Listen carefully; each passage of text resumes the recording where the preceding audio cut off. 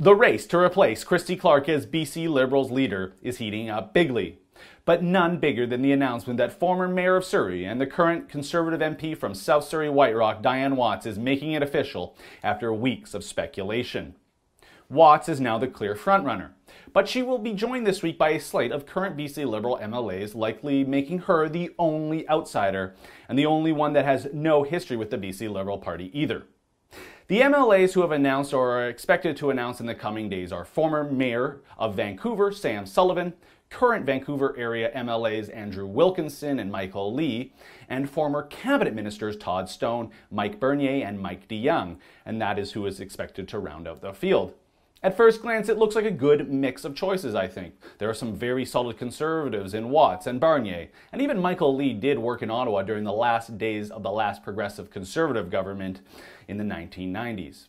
I think there's also a good mix of rural and urban candidates, which is important for the BC Liberals.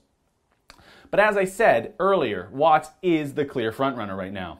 While the party was far from soundly defeated in the May election, with the departure of Christy Clark and the end of a 16-year BC Liberal dynasty, the time has come for a fresh face and a fresh start for the party.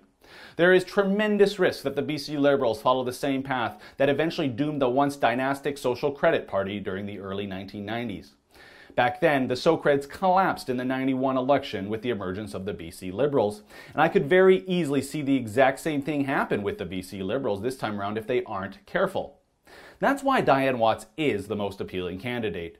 She is a Conservative, at least to the extent any successful politician can be a Conservative in any major Canadian city. She was an extremely popular three-term Mayor of Surrey, where the BC Liberals happened to lose most of their seats in the May election. So many see her as the key to winning those seats back. Watts also has tremendous popularity outside of Surrey.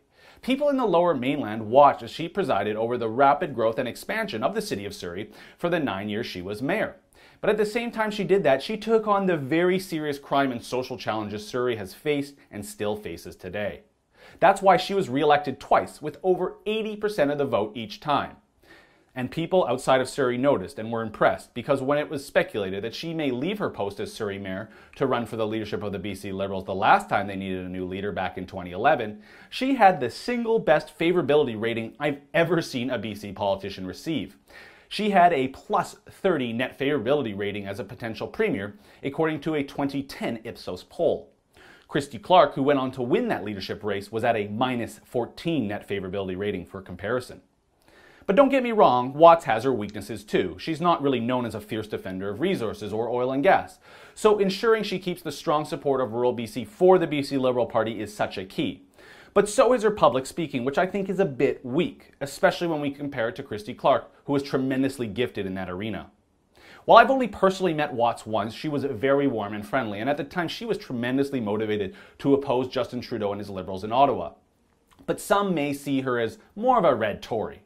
And while that isn't the most ideal thing for true blue Conservatives, I think it's pretty close to as good as it gets for the BC Liberals. Remember, it's a coalition of federal Liberals and Conservatives that oppose the NDP. The key for Watts is to bring new energy to the party as an outsider, but still not alienate the caucus that remains, while showing them the errors in their ways after 16 years in power. There was too much cronyism, too much corruption with the political donation process, where big-name property developers saw their influence grow as their donations to the BC Liberals did.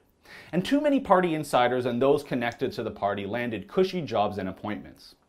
And then, once she enters the legislature, she must oppose the NDP destroyers, end their grip on power as soon as possible. If Diane Watts does that, she'll become premier in no time. For the Rebel.media, I'm Christopher Wilson.